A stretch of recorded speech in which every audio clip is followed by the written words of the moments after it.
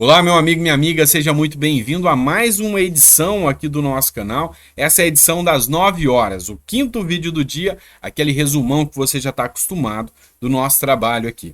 Hoje, dia 20 de fevereiro de 2023, você deve estar percebendo que eu estou gravando, ainda está claro aqui, né? Eu tenho que aproveitar para poder gravar, porque a internet aqui na zona rural é um pouco fraca. Então eu tenho que gravar mais cedo para poder subir o vídeo, para que ele consiga fazer o carregamento até as 9 horas, tá?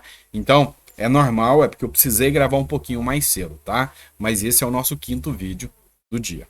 E hoje tem muita informação importante. Lembrando a você que não é inscrito no canal, dá tempo ainda, vamos lá. Ó, a nossa meta agora é 1.400.000 seguidores.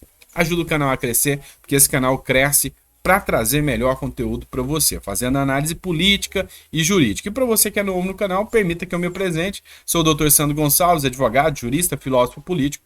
Nosso intuito é falar um pouquinho sobre política, fazendo uma análise adequada, jurídica e política para você aqui. Tudo bem? Bora de notícia, que eu sei que você está aqui para isso. Vamos começar trazendo uma matéria aqui do Terra Brasil Notícias. Proposta de mandato de 8 anos para ministros do STF ganha força no Senado Federal. Eu já venho falando há algum tempo, não deve ser nem um ano a mais do que o mandato dos senadores. É perfeito. 8 anos para a gestão dos ministros do STF e, quiçá, ou eleitos pelo povo dentre magistrados e advogados com tempo de carreira, ou uma outra forma de escolha que seja criteriosa. Esse negócio de colocar amigos do rei lá dentro, você sabe que não é adequado. Vem aqui, analisa comigo. As discussões do Senado sobre a possibilidade de estabelecer um mandato para ministro do Supremo Tribunal Federal ganharam força com o início do ano legislativo. E o tema já tem um aval do presidente da Casa, Rodrigo Pacheco, para ser analisado. Isso é bom demais. A gente precisa, sim, mudar os critérios de escolha dos ministros do STF. E eu estou trabalhando aqui de forma incessante para poder trazer para vocês os nomes nos quais a gente pode confiar. Você tem que entender que nem tudo um político vai ser 100% ideologicamente alinhado com você. Exemplo, o Plínio Valério. Foi um dos que assinaram o pedido de impeachment contra o ministro Barroso. Eu estava lá no dia, eu estava lá dentro do Senado no dia que eles fizeram o anúncio. E também, agora ele faz uma postagem aqui, olha só isso. Vai limpar tudo antes de sair. O que ainda é crime para esses ministros do STF. Com esse cavalo de pau jurídico, estão criando jurisprudência de que os grandes crimes compensam.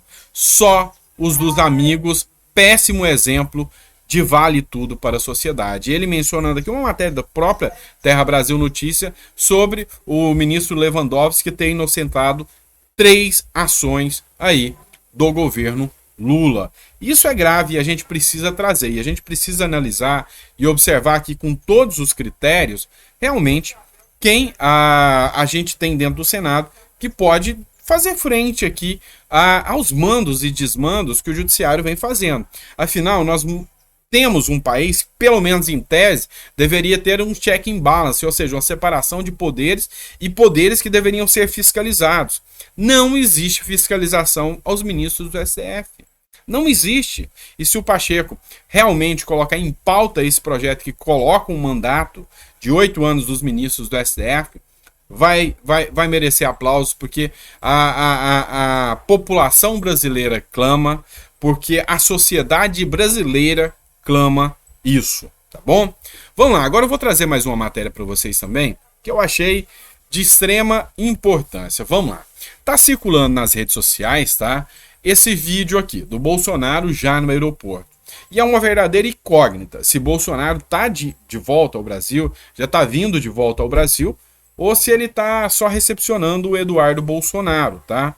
O que acontece? O Eduardo Bolsonaro foi para Orlando passar o carnaval junto com o pai e tecer novas estratégias de oposição ao governo Lula e o possível retorno de Bolsonaro ao Brasil. E essas cenas aqui não esclarecem se é Bolsonaro retornando ou é Bolsonaro recepcionando o Eduardo Bolsonaro lá no aeroporto. Uma coisa é fato, o Bolsonaro lá ele está tendo um período onde ele está sendo tratado como uma verdadeira celebridade. E isso aí está incomodando muito a ala de esquerda, porque Bolsonaro, eles imaginavam, já teria se apagado do cenário político com tantas narrativas, com tantos ataques. Mas, entretanto, não é isso que se vê, e a gente vê apoiadores do Bolsonaro mais fortes do que nunca. Pessoal, vou para outra pauta agora de extrema importância para você. E é aqui que eu quero que você analise o seguinte. Se tem uma das críticas que eu recebo e muito aqui no canal, é porque eu analiso todas as fontes de informação, de direita e de esquerda. E até porque eu tento ser um canal mais imparcial. Porque sendo imparcial, embora eu defenda a direita, sendo imparcial eu consigo fazer análise de todos os lados. E é por isso que eu vou trazer essa matéria aqui para você da Folha de São Paulo, tá? Extremamente importante trazer essa matéria da Folha de São Paulo para você. Eu queria que você analisasse e é estranho, mas eu recomendo a leitura para você, mesmo que é de direita. Por quê? Preste atenção, o título dessa matéria é Envelheceu Mal. Quem envelheceu mal? O PT. O PT. Por quê? O PT acabou de completar aí seus 43 anos de idade. Por que eu recomendo essa leitura para vocês, pessoal? Porque aqui ele fala da festa do PT. Sabe aquela festa do PT que teve ingresso que chegava a 20 mil reais? Pois é, ele fala um pouco sobre isso aqui, trazendo críticas. Mas tem um trecho da matéria, só por esse trecho, você já vai ver a qualidade dessa leitura, mostrando quem é o verdadeiro PT. Vem aqui, eu vou fazer essa leitura com vocês nesse trecho aqui, ó. Na fabulosa narrativa, as acusações contra as gestões do PT não passam de torpe tentativa de criminalizar a política. Esse é o principal argumento do PT. O PT fala que todas as acusações contra ele é para criminalizar a política, para tirar o foco da corrupção endêmica que aconteceu durante a gestão do PT. Mas olha só o que o editorial fala. Pouco importa estarem fartamente documentados o mensalão e o assalto a Petrobras, para citar os escândalos que não aparecerão por causa dos erros do abuso da Lava Jato e o ex-juiz Sérgio Moro. Então o que ele fala aqui? O que é interessante? Aqui ele faz uma conduta que mesmo que tenha havido, mesmo que tenha ocorrido excessos por parte da Lava Jato, do Sérgio Moro, uma coisa é fato. E a gente não pode descaracterizar e deixar de observar nunca. Os crimes estavam lá, robustos e fartamente provados, de forma robusta e de forma fartamente comprovada. E o PT não entende isso. Olha outro trecho do editorial aqui, ó. O manifesto chama de golpe, um manifesto que foi feito do PT contra o Michel Temer. O manifesto chama de golpe a deposição da presidente Dilma Rousseff, o que tampouco resiste ao confronto com a realidade. A denúncia foi aceita pela Câmara com voto de 72% dos deputados e o processo correu sob a direção do presidente do Supremo Tribunal Federal no Senado, onde 75% pediram pela cassação. Como pode o PT, através do lulopetismo, atacar diretamente, no seio das instituições e as pessoas passarem pano sobre isso? 75% dos deputados e o STF estava lá. Então, quando o governo espalha fake news falando que existe um golpe, ele ataca as instituições e espalha uma fake news. E o mais interessante dessa matéria é que eles classificam as atuações do PT como uma falsificação da história. Olha só esse trecho. Se a falsificação da história cobra seus maiores custos do próprio PT, o apego a doutrinas empoeiradas na economia ameaça a renda e o emprego de dezenas de milhões de brasileiros. É fato, é público e notório a falta de um projeto econômico do PT. Então esse editorial do Estadão mostrou o PT sem amarras, tá? Então é por isso que eu falo a você, para que você abra a mente um pouco mais sobre tudo que está acontecendo na política brasileira. Vou trazer aqui para vocês uma postagem aqui que foi feita num Twitter de direita, né? Mas assim, não estou dizendo que é a minha opinião, aqui você vai colocar a sua opinião. Eu não conheço esse Twitter, é Projeto Mãos Unidas, mas ele colocou um ponto aqui que se tornou um assunto que vem ganhando repercussão em principalmente aliados do bolsonarismo, tá?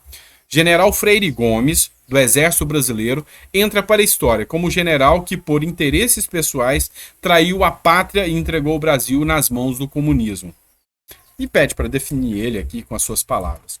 O porquê que é interessante a gente discutir, o porquê que é interessante a gente trazer a baila aqui, a discussão sobre o general Freire Gomes. General Freire Gomes é quem estava à frente do Exército Brasileiro e teve que repassar o seu cargo depois. Hoje é o general Paiva, primeiro passou ao Arruda, depois ao Paiva. E hoje, por que que o bolsonarismo, por que que quem esperou tanto do Exército hoje tem essas críticas ao general?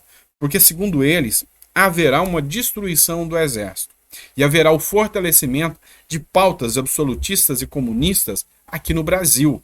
Você sabe disso, que está crescendo. Não é um devaneio, não é uma história de teoria da conspiração da internet, não. É fato o que está acontecendo no Brasil e você constata isso pelos ministros, pelos projetos, pelas atuações do próprio STF, as menções ao autoritarismo que são criados pelo Lula, violações de direitos humanos criados dentro do governo Paz e Amor.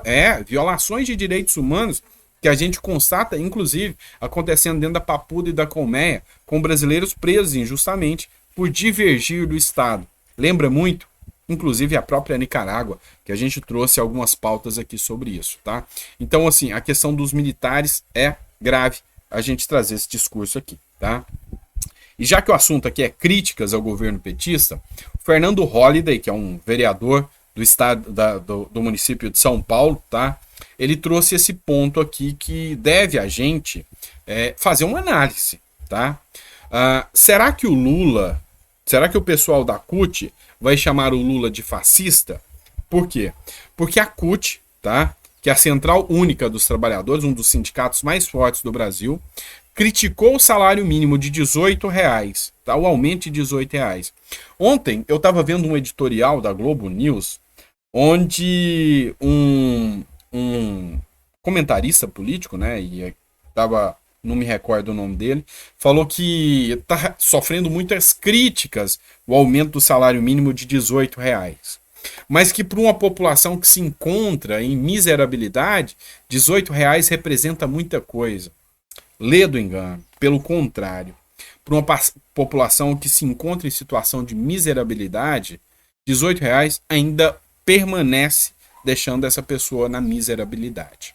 Tá? Só que Lula não pôde aumentar mais, afinal, aumentou o salário dos ministros do STF, afinal, aumentou os ministérios, afinal, comprou móveis de luxo, afinal, gastou milhares de reais em um hotel de luxo para ficar enquanto a reforma do Palácio Planalto, bancada aos nossos recursos, aos nossos impostos, não ficava pronto. Pois é. E aqui ele critica aqui e fala, será que a CUT vai chamar o Lula de fascista porque está lesando os trabalhadores brasileiros? Quem sabe, hein? Seria interessante ver um editorial da CUT chamando o Lula de fascista. Tá? Será? Será? Igual chamaram Bolsonaro durante muito tempo? Interessante ver isso. Vamos lá. Vamos trazer mais uma matéria para vocês da Folha de São Paulo. Tá? Eu queria que vocês abrissem a mente um pouco para expandir os seus horizontes. O simples fato de você estar me ouvindo ainda já mostra que você começou a abrir seus horizontes para entender a política num formato maior. Ou seja, entender a política como ela realmente é, observando todos os espectros da política. Novamente, nós vamos falar dos militares, tá? Múcio vai se reunir com comandantes militares para discutir o artigo 142. Olha só o que o editorial da Folha de São Paulo fala. O ministro da Defesa, José Múcio, deve procurar na semana que vem os comandantes militares para discutir propostas que têm surgido de mudança no artigo 142. Conforme mostrou o painel, deputados do PT pretendem apresentar uma emenda com alterações do texto constitucional. Entre as mudanças sugeridas estão a proibição de militares da ativa exercerem funções civis no governo, a restrição drástica de operações de GLO, garantia da lei e da ordem, e uma redação mais clara do artigo. Presta atenção, tá?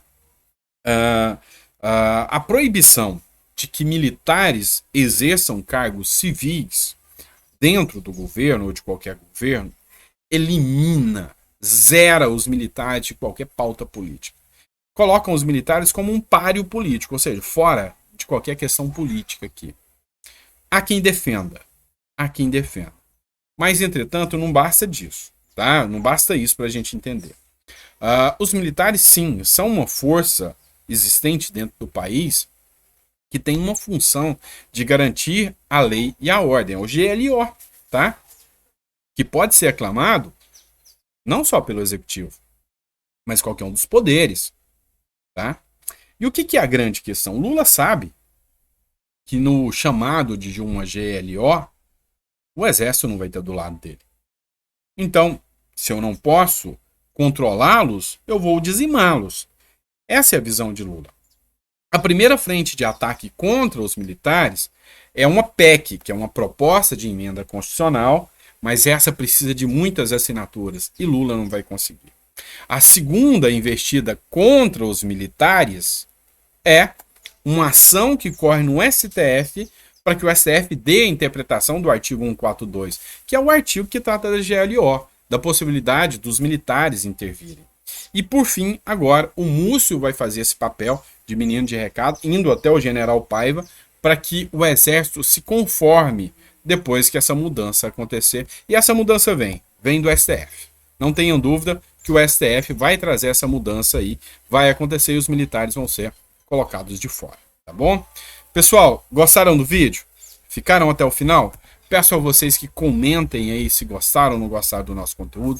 É muito importante a gente continuar trazendo informações para vocês. Amanhã a gente volta com o nosso editorial de 9 horas da manhã, tá? E assim, seu comentário é importante naquilo que você concorda, naquilo que você discorda. Afinal, a gente está trazendo o conteúdo aqui para que a gente possa discutir política e entender um pouquinho mais, tá bom? Um grande abraço, fiquem com Deus e volto amanhã às 9 horas da manhã para estar batendo um papo com vocês. E se você não adquiriu ainda o livro 20 Regras para a Vida, tá aqui no comentário. Tenho certeza que você vai gostar. Baratinho, tá? Um preço simbólico, R$ 5,99. Você já compra, já baixa o e-book e já começa a fazer a leitura, tá bom? Abraço, até amanhã, viu?